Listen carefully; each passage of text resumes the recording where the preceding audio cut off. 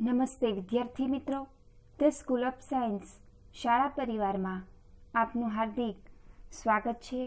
ધોરણ 9 અંગ્રેજી વ્યાકરણમાં આપણે ધ સિમ્પલ ફ્યુચર ટેન્સ એટલે સાદો ભવિષ્યકાળ સમજી રહ્યા છીએ।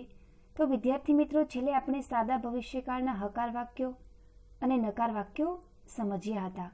આજે આપણે સાદા ભવિષ્યકાળના પ્રશ્નાર્થ વાક્યો સમજીશું। તો પ્રશ્નાર્થ વાક્યોને ઇંગ્લિશમાં ઇન્ટ્રોગેટિવ સેન્ટેન્સીસ કહે છે। સૌ પ્રથમ વાક્યરચના સમજીએ। વાક્યરચના શેલ કે વિલ પ્લસ કર્તા પ્લસ ક્રિયાપદનું મૂળરૂપ પ્લસ કર્મ પ્લસ અન્ય શબ્દો પ્લસ ક્વેશ્ચન માર્ક। હવે આઈ અને વી સાથે શેલ, બાકીના બધા કર્તા સાથે વિલ, પણ તમે આઈ અને વી સાથે પણ વિલ છે એ મૂકી શકો છો। પણ જ્યારે કર્તા તરીકે પ્રથમ પુરુષ એક વચન આઈ હોય અને જ્યારે એનું પ્રશ્નાર્થ વાક્ય બનાવવાનું હોય ત્યારે ફરજિયાત છે એ શેલ મૂકવું પડે। આ એક ઇંગ્લિશમાં અપવાદ છે। હવે વિદ્યાર્થી મિત્રો, આપણે એક્ઝામ્પલ સમજીએ। તો આઈ વિલ લર્ન ઇંગ્લિશ, હું અંગ્રેજી શીખીશ। હવે આ વાક્યને જો આપણે પ્રશ્નાર્થ વાક્યમાં ફેરવવું હોય તો વાક્યરચના પ્રમાણે શેલ કે વિલ, પણ હવે અહીંયા આપણને આઈ સાથે આપણે હકાર વાક્યમાં છે એ વિલ વાપરેલું છે। તો એક ઇંગ્લિશનો જે અપવાદ છે એ કે પ્રથમ પુરુષ આઈ એક વચન જ્યારે કર્તા તરીકે હોય અને જ્યારે તે વાક્યનું પ્રશ્નાર્થ વાક્ય બનાવવાનું હોય ત્યારે પ્રશ્નાર્થ વાક્યમાં છે ફરજિયાત શેલ મૂકવું પડે। એટલે આપણે હકાર વાક્યમાં છે ભલે વિલ મૂકેલું હોય પણ પ્રશ્નાર્થ વાક્ય બનાવતી વખતે ફરજિયાત શું મુકાશે? Shall. Shall I learn English, શું હું અંગ્રેજી શીખીશ? તો આવી રીતે ભવિષ્યકાળમાં છે એ પ્રશ્નાર્થ વાક્યો બનશે। આગળ સમજીએ। We will go to school next month, અમે આવતા મહિને શાળાએ જઈશું। હવે આ વાક્યનું જો પ્રશ્નાર્થ વાક્ય બનાવવું હોય તો will we go to school next month, શું અમે આવતા મહિને શાળાએ જઈશું? આવી રીતે પ્રશ્નાર્થ વાક્ય બનશે। He will meet the teacher tomorrow, તે આવતીકાલે શિક્ષકને મળશે। Will he meet the teacher tomorrow, શું તે આવતીકાલે શિક્ષકને મળશે?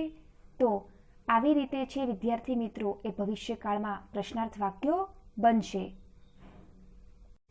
સાદા ભવિષ્યકાળમાં પ્રશ્નાર્થ વાક્ય બનાવવા માટે વાક્યની શરૂઆતમાં શેલ કે વિલ મૂકવું। તો જ્યારે પણ આપણે સાદા ભવિષ્યકાળમાં પ્રશ્નાર્થ વાક્ય બનાવતા હોઈએ ત્યારે વાક્યની શરૂઆતમાં છે એ શેલ કે વિલ મૂકવું। બધા જ કર્તા સાથે ક્રિયાપદનું મૂળરૂપ વપરાય છે। તો આઈ, વી, યુ, હી, શી, ઇટ અને ધેય આ બધા કર્તા સાથે છે એ ક્રિયાપદનું મૂળરૂપ વપરાશે। અપવાદ, પ્રશ્નાર્થ વાક્યમાં પહેલા પુરુષ સાથે શેલ મૂકવામાં આવે છે। તો વિદ્યાર્થી મિત્રો, પ્રશ્નાર્થ વાક્યમાં છે એ પહેલા પુરુષ સાથે શું મુકાશે? ફરજિયાત શેલ। તો કર્તા તરીકે જ્યારે પ્રથમ પુરુષ આઈ એકવચન હોય ત્યારે જ્યારે આપણે એનું પ્રશ્નાર્થ વાક્ય બનાવવાનું હોય ત્યારે ફરજિયાત છે એ શેલ મૂકવાનું રહેશે। તો વિદ્યાર્થી મિત્રો, આજે આપણે જે કાંઈ સમજ્યા એ તમારે ગ્રામર બુકમાં લખવાનું છે અને પાકું કરવાનું છે। અને હજી સુધી જો કોઈએ ગ્રામર ન લીધી હોય તો લઈ લેજો। અને ગયા વિડીયો લેક્ચરમાં તમને જણાવેલ હતું કે યુનિટ નંબર 2 ડેન્ટલ હેલ્થ, દાંતનું આરોગ્ય, તો એની છે ટેસ્ટ છે તમારે 20 માર્ક્સની કાલે આપવાની રહેશે। આ ટેસ્ટમાં 4 પ્રશ્નો હશે। પહેલા પ્રશ્નમાં તમારે પેરેગ્રાફમાંથી જવાબ શોધીને લખવાના રહેશે। બીજા પ્રશ્નમાં વાક્યો કોણ બોલ્યું અને કોને કહ્યા એ લખવાનું રહેશે। ત્રીજા પ્રશ્નમાં છે એ તમારે પેરેગ્રાફ છે એ ખાલી જગ્યા વડે પૂરવાનો રહેશે। અને ચોથો પ્રશ્ન છે એમાં 2 પેરેગ્રાફ છે આપેલા હશે, તમારે સૂચના પ્રમાણે છે એ કરવાનું રહેશે। તો વિદ્યાર્થી મિત્રો, ટેસ્ટની તૈયારી છે એ કરવાની છે અને આ ટેસ્ટનું છે તમારે સ્વમૂલ્યાંકન છે એ કરવાનું રહેશે। જ્યારે પણ આપણે સ્કૂલે મળીએ ત્યારે જે કાંઈ ટેસ્ટ અહીંયાથી લેવામાં આવે છે એનું સ્વમૂલ્યાંકન તમારે જાતે કરી અને એક ટેસ્ટ બુક બનાવવાની છે। એમાં તમારે ટેસ્ટ લખવાની છે સારા અક્ષરે અને આ ટેસ્ટમાં તમારે કેટલા માર્ક્સ આવ્યા એ તમારે લખવાનું છે। અને જ્યારે સ્કૂલે મળીએ ત્યારે તમારે એ ટેસ્ટનો રિપોર્ટ છે આપવાનો રહેશે.